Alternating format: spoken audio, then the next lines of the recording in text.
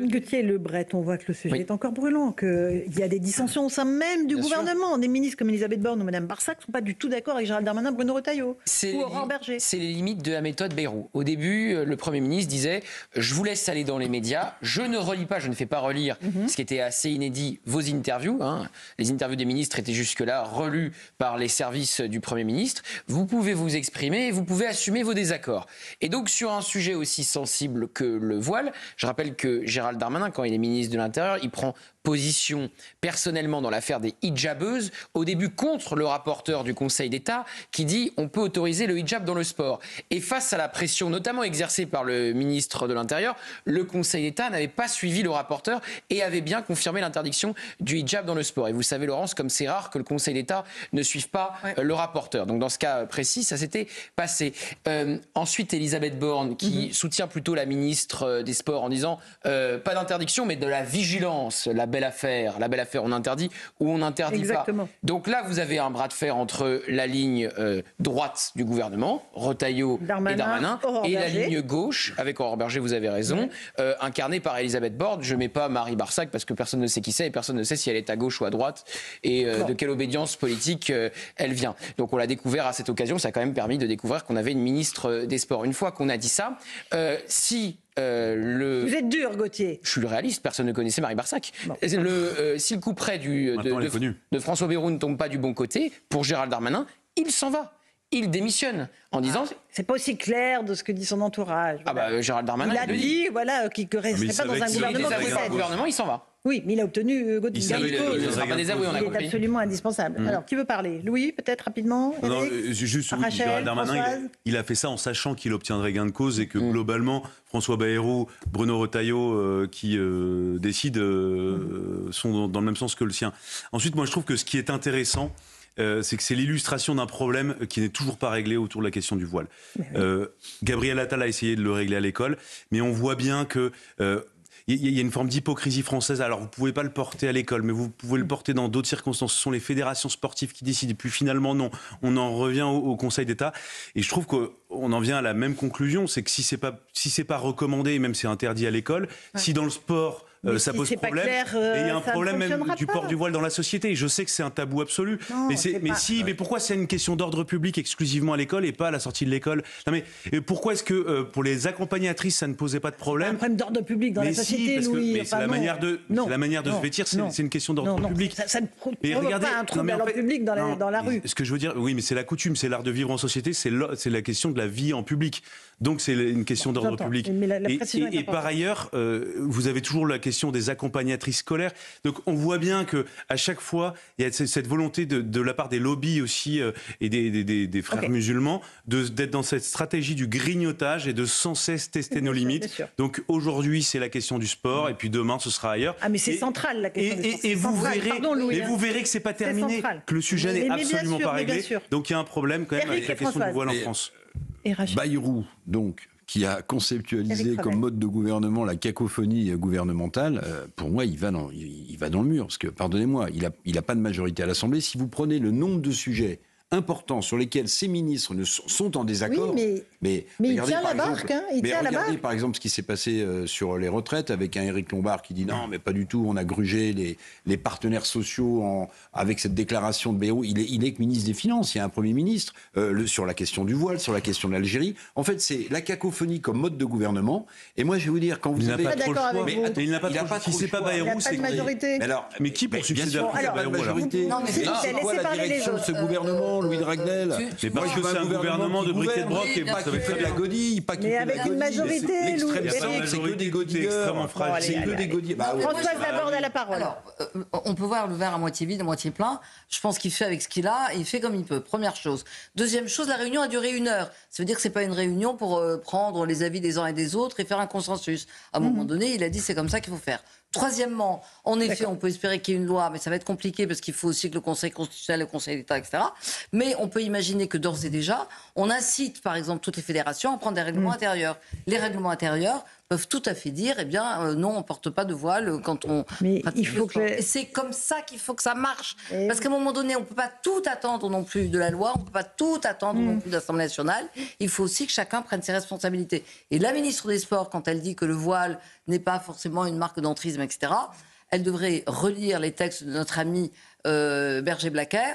Florence Berger-Blacker. Oh là là, j'abîme toujours son nom. Extraordinaire chercheuse au CNRS. Qui a fait un travail formidable sur ce que c'est que le frérisme et l'entrisme qu'ils font partout. Et oui, c'est une préoccupation. Et oui, c'est particulièrement fort dans le sport. Rachel. Mais moi, j'invite aussi la ministre à faire du sport avec un voile. Il y a un sport, du sport de haut niveau. C'est-à-dire que si elle veut battre des records et se sentir libre dans ses entraînements, etc., c'est un petit peu plus complexe lorsque l'on est couverte et lorsque l'on est invisibilisée. Parce que c'est ça le voile.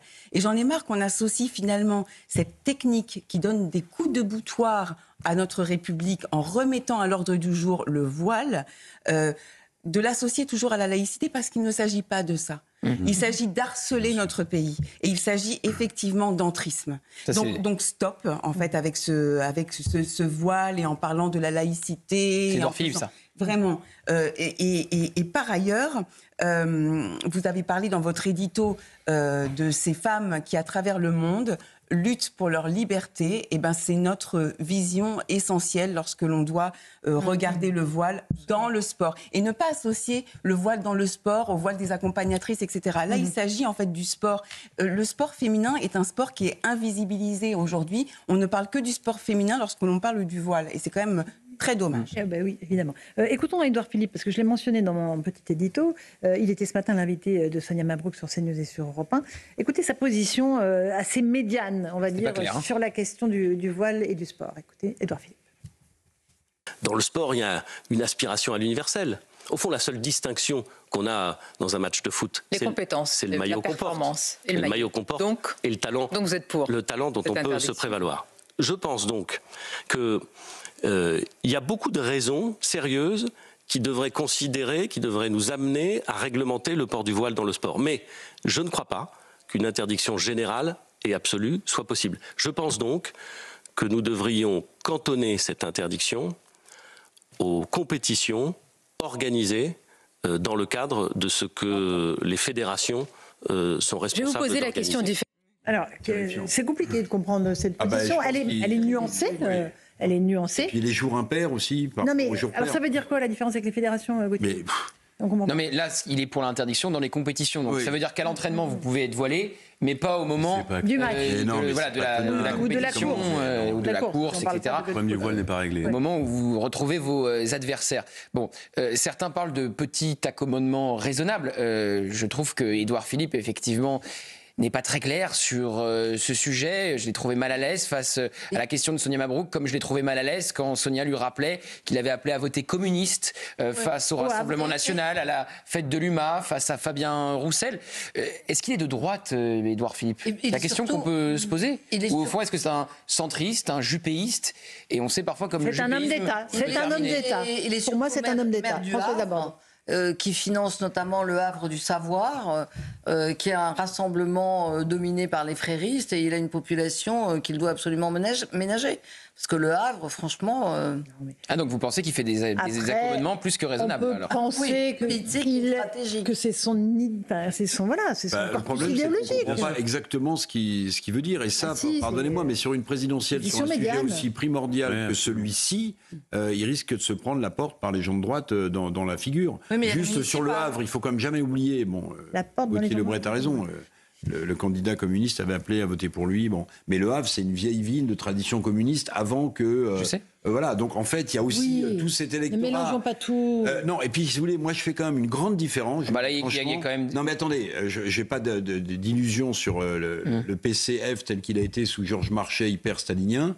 Fabien Roussel, je le mets dans une autre case, et je fais une grande différence entre les communistes, j'allais dire, de bonne foi dans les régions, dans les municipalités actuellement, et les gens de la France insoumise, si vous voulez. Pour moi, ils ont mis Fabien Roussel sur leurs affiches de la honte. Voilà, exactement. Et d'ailleurs, il s'est fait s'est fait déchirer sur les réseaux sociaux parce qu'il avait osé prendre parti pour Cyril Hanouna sur cette affiche scandaleuse. Il avait été... Oui, mais attendez, je veux dire, le pauvre, il n'a même pas été élu à la députation, Fabien Roussel. Alors, Gauthier, il a tout perdu. Et il ne représente plus grand-chose. C'est Medine, le rappeur Medine, ambassadeur du Havre. Il avait insulté Rachel Kahn. Et qui est en effet un garçon dont on connaît les positions. Et donc, ça fait partie de la population qui vote pour qui sera à la manifestation. Bien sûr, la manifestation antisémite de samedi, évidemment, avec d'autres personnalités, puisque visiblement les affiches antisémites contre Cyril Hanouna ne les rebutent pas, c'est pas si grave que ça. Sur Édouard Philippe, il y a quand même, si vous voulez, à chaque fois, vous envoyez des signaux. Donc c'est pour ça que moi je pense que c'est pas tout mélangé. Quand vous dites à la fête de l'UMA face à Fabien Roussel, vous votez communiste face au RN, je pense que ça fait réagir les militants LR, dont LR, le parti d'origine d'Édouard Philippe. Quand vous dites il faut interdire le voile dans le sport, mais les jours de compétition, pas les jours d'entraînement, le lundi comme vous le disiez Eric, et pas le samedi.